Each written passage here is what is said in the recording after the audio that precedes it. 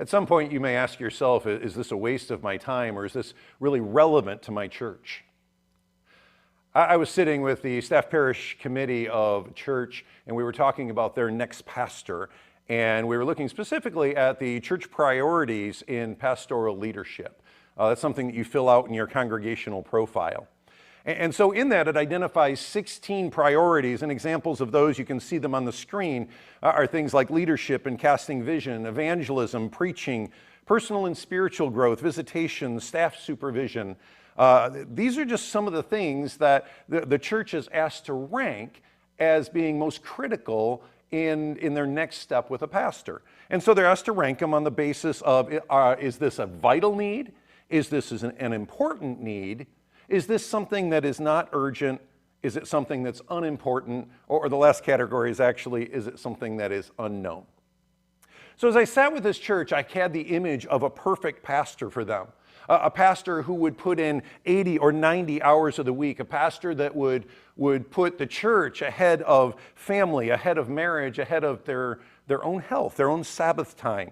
A pastor who would be willing to work into exhaustion in order to accomplish all of the goals. Why did I find that pastor? Because when I looked at their list on their priorities for pastoral leadership, they had 15 of the 16 marked in the urgent or important category.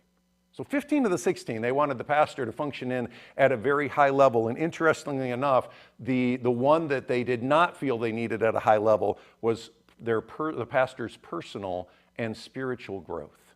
And that's something that I'm personally passionate about. I believe that if a pastor is not growing personally and spiritually, there's a point in which they will burn out and they will become somewhat irrelevant to the ministry that they are doing because they become so exhausted. Friends, an overfunctioning pastor is someone that it's not only negative in the effects on the health of the pastor, but it's negative in the effects of the health of the church. A pastor is called to preach and to teach and to equip the body, equip the church to do the work of ministry. And when a pastor is just doing it all, then it limits the body from living out their gifts, and it burns out the pastor. So here in Southeast Michigan, we've created a pathway in which, as we go through this profile, it helps the church to discern what are its most critical needs and where are the places where the pastor needs to be serving in the priority areas, the church needs to partner with, or the church just needs to carry the load. Now, you may not be in a season of a pastoral transition, but you can certainly go into these church priorities for pastoral leadership, and you can look at this through the same lens and look how you can partner with your pastor. So here's how it works, is we've got those 16 priorities, and the first thing I asked the staff parish committee to do is to take 8 of those and say, we've got this. We will carry this, we will handle this. The pastor does not need to spend hardly any time in this. We've got it. And so it might be something in terms of staff supervision or office management, administration, communications. There may be elements in visitation. Your 8 are your 8. Now, my encouragement is don't try to negotiate for 7 or 6, because that's just saying when you do that, that's going to be, well, we want the pastor to carry more of the load. So identify the 8 that you as a church are going to step up and commit to and say, we are going to carry this part of the load so that our pastor can focus on why God has called this pastor to this church and can focus on the partnership where we should have. So that means there's 8 areas where the pastor is going to be working. And the next thing I asked the staff parish to do is to identify the 4 most critical and select those. And almost always preaching is one of those. Now, often they will negotiate and try to say, well, can we have 5 or can we have 6? And friends, I just urge you, choose 4. And once you have those 4 priorities, you now have the 4 primary areas where your pastor is going to work every week.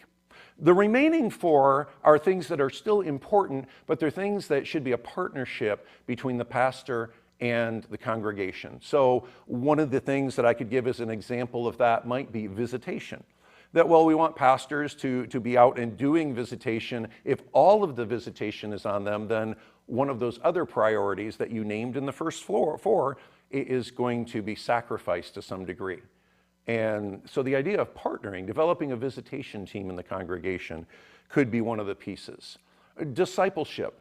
While we want our pastors involved in discipleship, it's certainly something that they cannot do on their own. And if your pastor is leading every Bible study, every small group, every class meeting, again, they're overfunctioning. And so the idea of pouring into others who will then pour in and become part of that discipleship piece.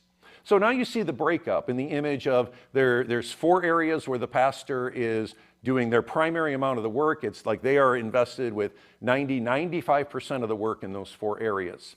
In the next 4, the congregation is carrying 70 to 80%, and the pastor's partnering in with, say, 20 to 30% of those areas. And don't get all bogged down in the percentages, because I'm just a math guy and I love to talk those. But it's that element of that partnership is really the critical part. And so let me paint the picture in terms of what this looks like hour-wise. I was taught by a mentor many years ago that the way a pastor should organize their week in terms of the time they put in is, if they're a full-time pastor, they should put in what a standard full-time job is plus whatever their most dedicated lay volunteer will put in. So if a standard job is a 40-hour work week and your most dedicated lay volunteer does 10 hours, then that means you've got a total of 50 hours. 80% of that time should be spent in the first 4 areas for the pastor. So those first 4 priorities that are most important for the pastor to be doing in your church, that's where the pastor should be spending 80% of their time. So 40 of those 50 hours. The next 4 areas represent where the pastor should be spending the next portion of their time. So it's 80% of their remaining time. So there's 10 hours left. 80% of that time is about 8 hours. And then that leaves them with 2 hours in which there are going to be things here and there in those areas where the church says, hey, we got this, where the pastor does need to invest a little bit. They might need to be involved in a piece where there's a stewardship campaign, and so they come on with that portion. Or they might need to be involved in some charge conference paperwork or a variety of other things. But hear that. They're spending collectively 2 hours a week on all 8 of those areas combined. And so it might only be 1 or 2 of those areas that they touch in a given week. In the next week, it might be a little more, it might be none at all.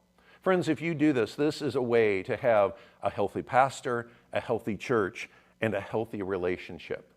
We've had 3 churches in our district that have followed this to a T. And I have actually watched in the season in which they were without a pastor, they were waiting for their next pastor, they began to activate some of those areas that were the 8 that they said, we got this, and also in the areas where they were partnering, those 4 in the middle, where they were going to partner with their pastor. And so they began leading small groups, they developed visitation teams, they began organizing these pieces and exercising them, and every one of these churches, all 3 of them, actually grew during the time that they were in the absence of a pastor.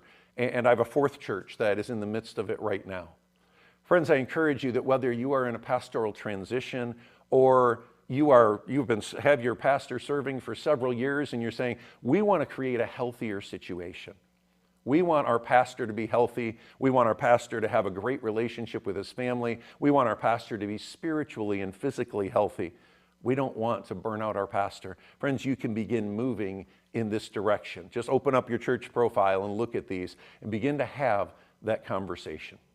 One last piece on new pastors and new appointments. Sometimes when a church is doing interviews, they're looking for a pastor, and then they tell me that their greatest aim is that pastor will be there for another 10 or 15 years. And I understand the idea of that. We at the conference, we certainly are striving to make longer-term appointments. We know that those relationships are critical. But I would urge you that that would not be your number 1 priority going in, the length of the pastorate. Because sometimes when we make that our priority, we begin to look past some of the other important pieces of what it is to serve as a church, living out the kingdom call in that community. So our element is effectiveness. Our element is leading in the next season for your church. And that means that you may walk with your pastor for 3 or 4 or 5 years. You may walk with your pastor for 12 or 15 or more years. It's the element of we want healthy clergy, healthy churches, and we want both working for the advancement of the kingdom of God.